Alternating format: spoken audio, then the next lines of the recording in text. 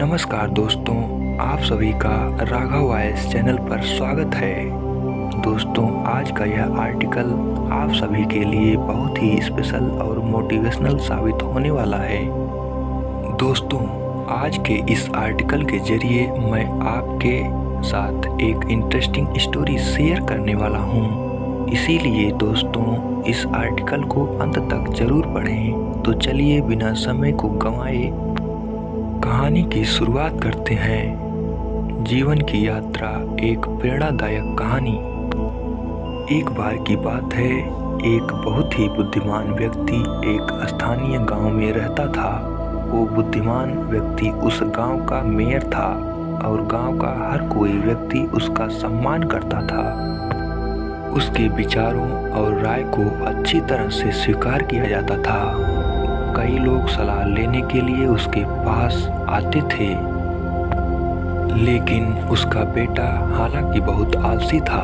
सोने और अपने दोस्तों के साथ समय बिताने में अपना समय बर्बाद करता था। किसी की सलाह का उसके ऊपर कोई असर नहीं पड़ता था। वो बिल्कुल भी नहीं बदला और साल बीतते गए और समय के साथ साथ उस बुद्धिमान व्यक्ति की जवानी भी खत्म होती जा रही थी। जैसे जैसे वो बूढ़ा होता चला गया, वो अपने बेटे के भविष्य के बारे में सोचकर चिंतित होने लगा। फिर उसे याद आया कि उसे अपने बेटे को कुछ देना होगा ताकि भविष्य में वो अपने परिवार का ध्यान रख सके। उसके बाद उस बुद्धिमान व्यक्ति ने एक दिन अपने बेटे को बुलाया और कहा कि मैं चाहता हूँ कि तुम जिम्मेदारियाँ लेना सीखो और इस जीवन को समझो।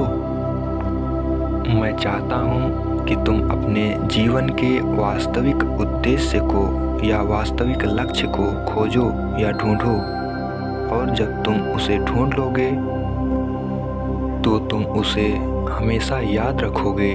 तब तुम सदैव खुशी और आनंद से भरा जीवन जी सकोगे। फिर उसके बाद उन्होंने अपने बेटे को एक बैग सौंपा। जब बेटे ने उस बैग को खोला तो उसमें 4 जोड़ी कपड़े, हर सीजन के लिए एक, और कुछ खाने के लिए चीज़ें और थोड़े बहुत पैसे थे। और उसके साथ एक नक्शा भी था जिसे देखकर वो हैरान हो गया।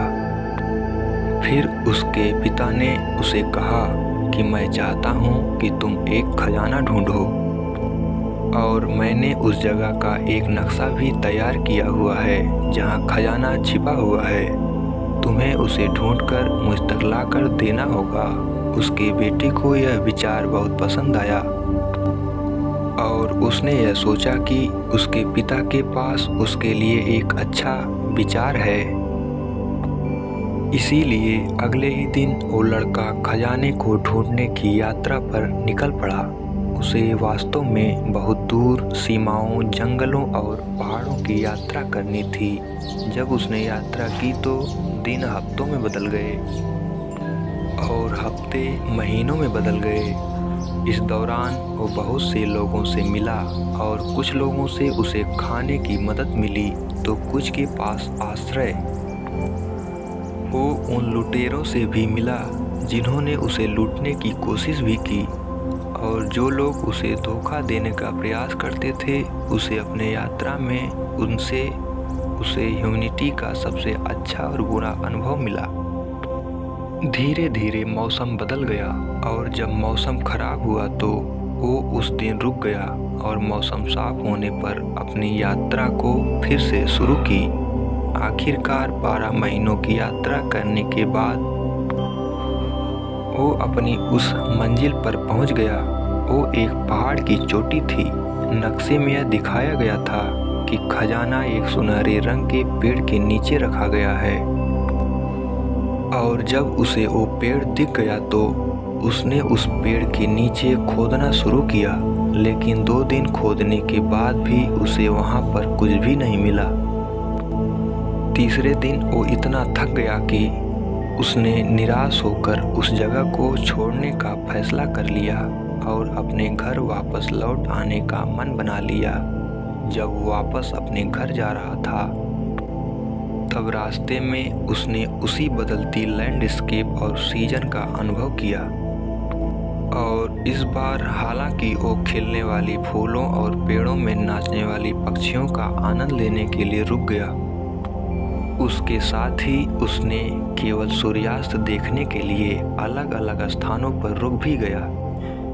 उसे पहाड़ की चोटी पर पहुंचने के लिए 12 महीनों का समय लगा, और फिर से घर लौटने में भी उसे 12 महीनों का समय लगा। जो भोजन उसने अपने साथ रखा हुआ था वो केवल कुछ ही महीनों तक चला। अब उसे अपने खाने पीने और रहने की व्यवस्था करना सीखना था, और उसके साथ ही उसे जंगली जानवरों से खुद की रक्षा करना भी सीखना था। और उसने यह सीखा भी। घर लौटते वक्त वो उन लोगों से मिला जिन्होंने उसे पहले मदद की हुई थी, और इस बार वो उनके साथ कुछ दिन रहा भी। और अंत में जब वो लड़का अपने घर पहुंचा, तब उसे यह एहसास हुआ कि उसे घर से गए 2 साल हो गए। उसके बाद वो लड़का सीधे अपने पिता के कमरे में गया। जब उसके पिता ने यह देखा कि लड़का बहुत दिनों के बाद घर लौट आया है, तो पिताजी तुरंत खड़े हुए और अपने बेटे को गले लगाया। उसके बाद वो लड़का सीधे अपने पिता के कमरे में गया। जब उसके पिता ने यह देखा कि लड़का बहुत दिनों के बाद घर लौट आया है, तो पिताजी तुरंत खड़े हुए और अपने बेटे को गले लगाया और पूछा कि तो यात्रा कैसी रही मेरे बेटे? क्या तुम्हें वह खजाना मिल गया? यात्रा तो बहुत उत्साहवर्धक रही, लेकिन मुझे माफ़ कीजिएगा, मैं खजाना नहीं ढूंढ पाया, क्योंकि किसी ने मेरे वहां पर पहुंचने से पहले ही खजाने को निकाल लिया। यह सुनकर पिता को आश्चर्य हुआ, पर वे बेटे पर क्रोधित नहीं हुए।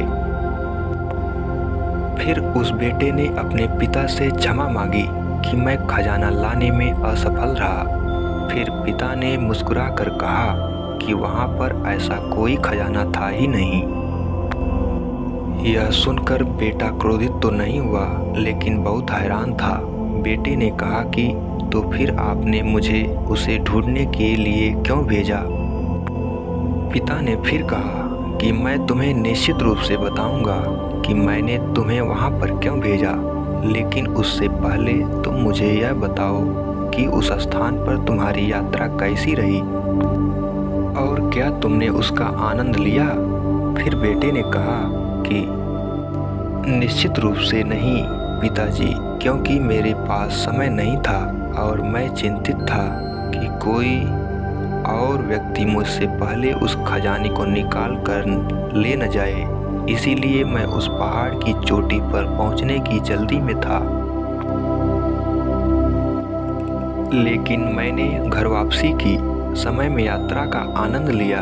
मैंने कई दोस्त बनाए और हर दिन चमत्कार देखा। मैंने कई सारी विभिन्न स्किल्स और आर्ट ऑफ सर्वाइवल सीखी। इन सभी सीखों ने मेरे खजाना न ढूंढ पाने के दर्द को भुला दिया।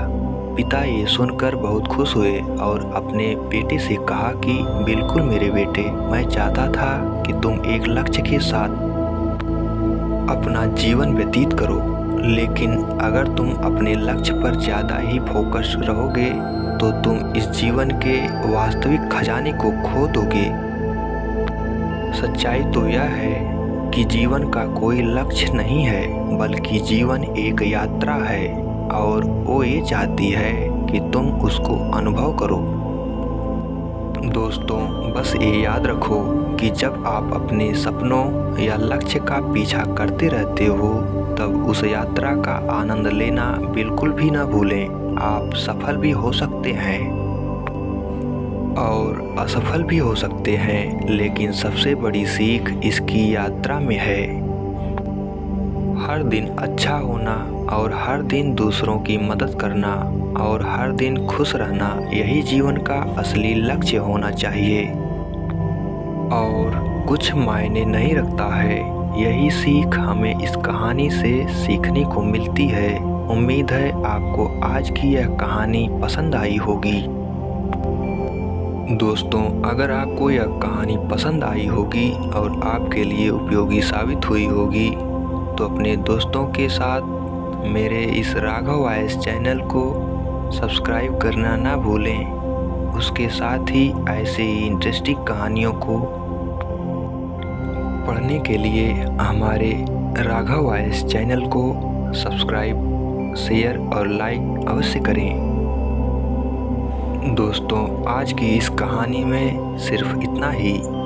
दोस्तों, हम आपसे फिर मिलेंगे ऐसे ही एक इंटरेस्टिंग स्टोरी के साथ। तब तक के लिए आप जहाँ भी रहिए खुश रहिए और खुशियाँ बांटते रहिए। आपका बहुमूल्य समय हमें देने के लिए दिल से धन्यवाद। आपका दिन शुभ हो।